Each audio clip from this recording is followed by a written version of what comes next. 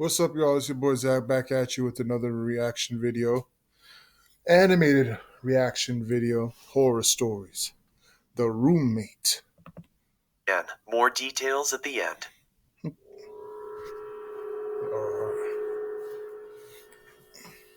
Looking for a new roommate is always a daunting task. Even though you interview and take the time to get to know that person, you don't truly find out who they are until you start living with them. Exactly. I had begun searching for a roommate after I decided to leave my current residency. I was Is that your window? A couple of hours after placing an ad on the Facebook Where are your curtains Marketplace. at? The message read, "Hey Chris, I'll be moving out of my current apartment this August and I'm looking to room with someone new, as my roommates are moving to California this year. I'm 27 and I'm currently going to school. When I'm not at school, I enjoy hiking and watching movies. I also apprentice at a taxidermy shop on the days I don't have class.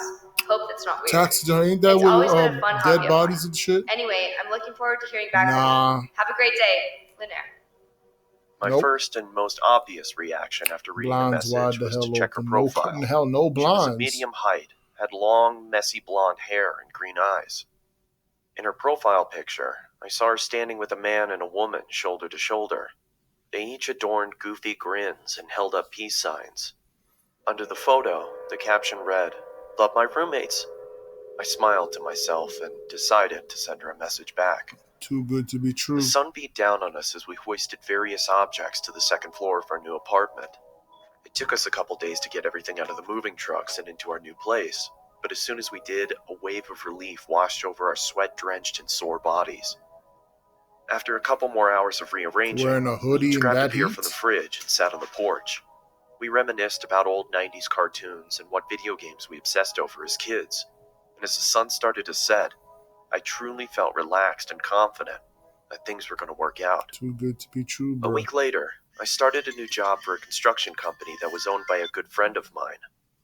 As I was getting ready, I heard the front door swing open.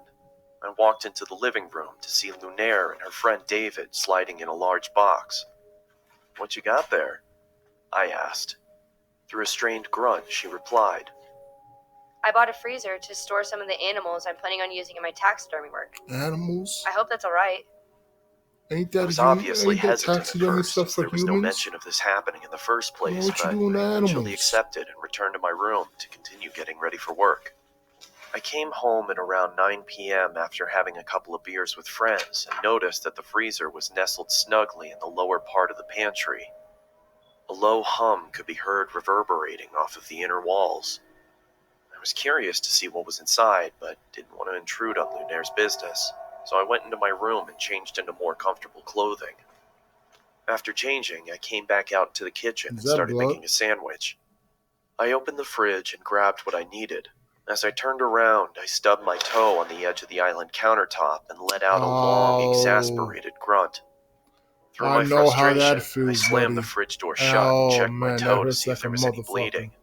As I raised my head back up, I was greeted by a shadowy figure.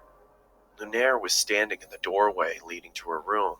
The darkness behind her almost seemed to envelop her. What the fuck? "Is everything okay?" she said in a deadpan tone. "Shit, yeah, I'm sorry. I just slammed my toe into the corner of the countertop as I was making a sandwich. I hope I didn't wake you." "It's fine," she said in the same deflated tone as What's wrong with before. her? She then turned around and walked back into the darkness of her room. I could tell that she was pissed, so I quietly made my sandwich and retreated back to my room as well, only hearing the low hum from the freezer as I closed my door. That peanut butter and jelly? I had the next day off, so I was able to sleep in a little longer than usual. When I finally emerged from my room, I walked into the kitchen to make breakfast. As I opened the refrigerator, I noticed that the light wasn't turning on and there was a lack of cold air escaping from inside. I turned around and flipped the light switch to confirm my suspicion. Sure enough, the power was out. "Damn it," I muttered under my breath. I walked over to Lunaire's room and knocked on her door to tell her about the power outage if she didn't already know, but there was no answer. I then remembered that she had classes that day and probably wasn't home. I walked back to the kitchen and past the pantry. As I did, I slipped on the floor but was able to catch myself on the countertop. "What the?" I angrily exclaimed. As I looked down at the floor, trying to figure out what I had slipped on, Blood. it was blood. It had started to leak from the corner of the freezer and pool onto the damn. floor. I quickly tried to open the freezer to find out the cause of the viscous liquid, but then I noticed that it had a padlock attached to it. I don't remember seeing that before. She put that on I ran there. out to my car and grabbed my toolbox from the back seat. I approached the freezer and set my tools need a down on the car. nearby countertop. I then pulled out a small pair of bolt cutters and snapped through the metal of the padlock. It fell to the ground with a large thud.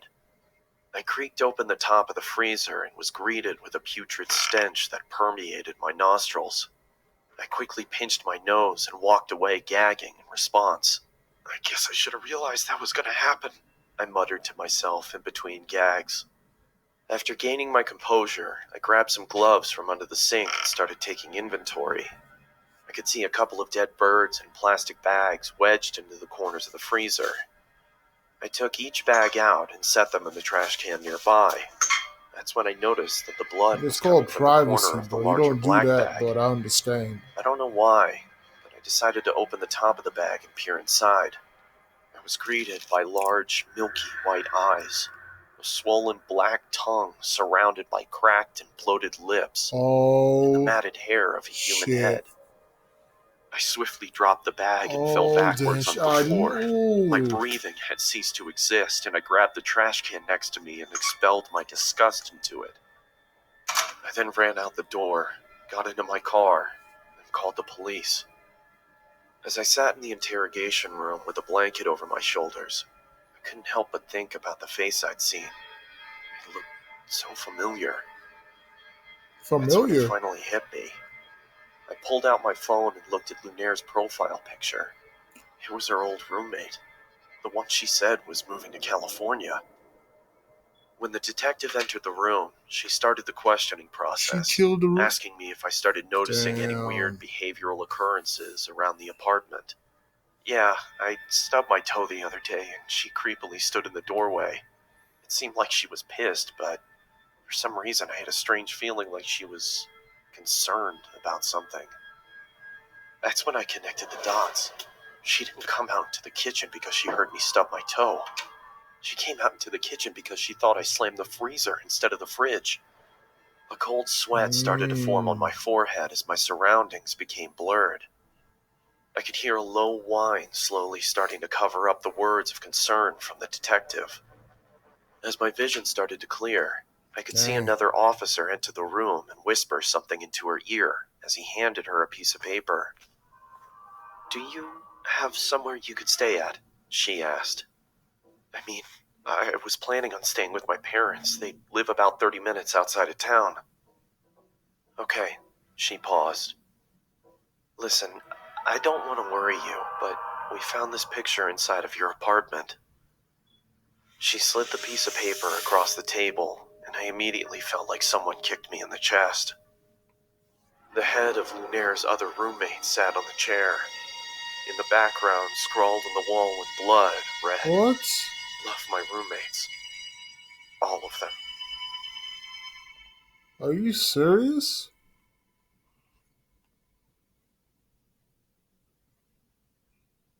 Wow. Does this ever happen to you? You find out about an awesome show. So what? They didn't find her?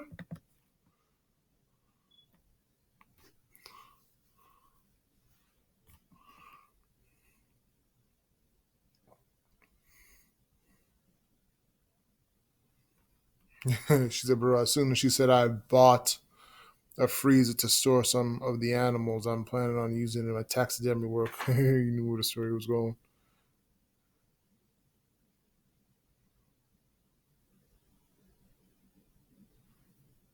Oh, man.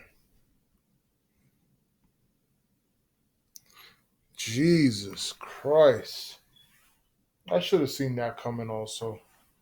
You don't really buy a freezer like that for taxidermy work, do they? I don't know. That's ridiculous. So what? They didn't find her or anything? We need some new uploads. We need part twos to some of these stories, man. But that's wild. That's wild, man. You just with a murderer. That's wild. All right. That's unsettling. I need roommates. I'd rather live by myself. All right, yo, that's gonna do it for me for this reaction. You enjoy my reaction? Leave a like, subscribe to the channel. Let me get to 1,000 subscribers, y'all. All right, y'all. Peace.